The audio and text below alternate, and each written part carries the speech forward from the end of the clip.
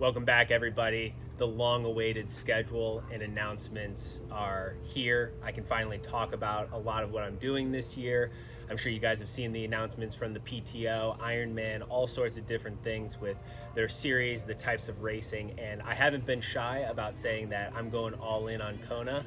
And it's been funny to look at different people commenting and see what's happening and say, oh, if you do the PTO series, you're not going to be able to do Kona well. Well, I'm here to tell you that's wrong. And I'm going to be able to do the PTO series, which is now the T100 series. So I have to get used to saying that and use that as a platform and a springboard to have the best possible race in Kona. So I will be starting my season in Miami on March 9th on the racetrack that I've raced on before for the first T100 race, and just super excited because there's a great list of athletes that are going. There's going to be just tons of competition and hype around it, and I think it's probably one of the most competitive series, if not the most competitive series, especially at the middle distance events.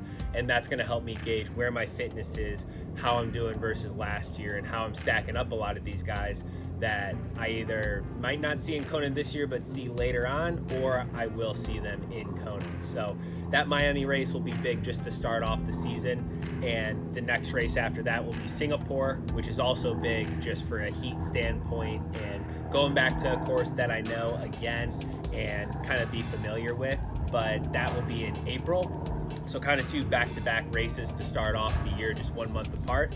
We have a bit of a break in the PTO schedule until June for the California race, which I am definitely going to do with it being in the US.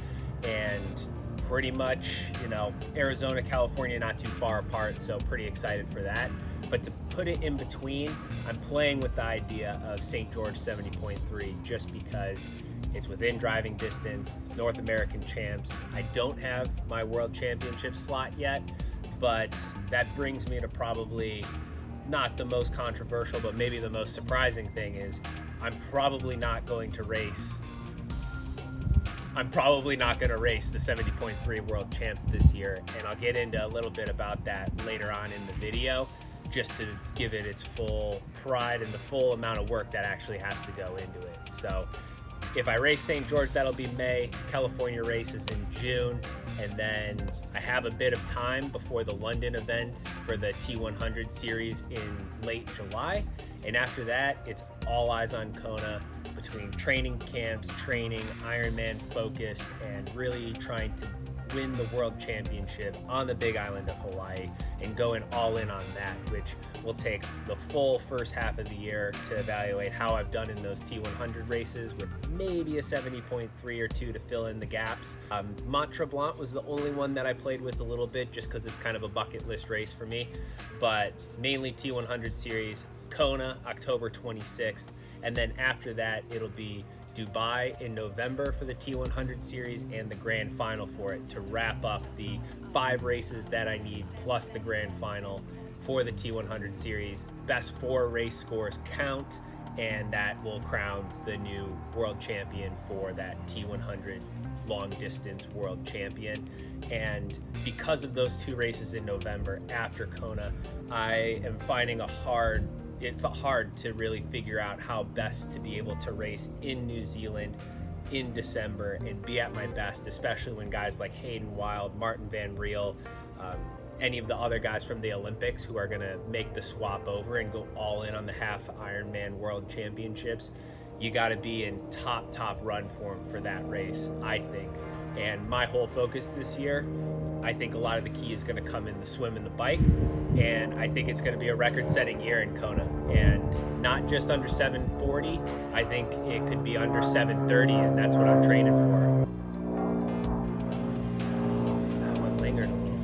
Yeah, really high. Yeah, it's like a tiny plane from right not much sound. We're going full gas. Yeah. All right. I think this whole year is going to be a record-setting year, specifically in Kona. It's hard to set records on a series that hasn't had any records before, but we kind of have some standards to go off of. But Gustav won in 2022 with a 740. I think it's going to take at least a few minutes faster than that to win this year. And honestly, I'm planning for a sub 730 Ironman, condition dependent, in the Big Island in Kona for winning the world championships. So being able to be in that shape, recovering from that race, racing twice in November, it's going to make it difficult to go all in and give the race in New Zealand the respect it deserves. So as of right now, I'm still deciding, but most likely leaving it off the table and racing a couple 70.3s just to check fitness, use it as part of the build, and for ease of location being in St. George. But there you have it, T100 series, all in on Kona with maybe a sprinkling here or there of some other fun stuff. So it's going to be a big year. It's always a big year, but this one in particular just feels pretty special, and can't wait to bring you guys along on it and have you see what it takes to chase a world championship.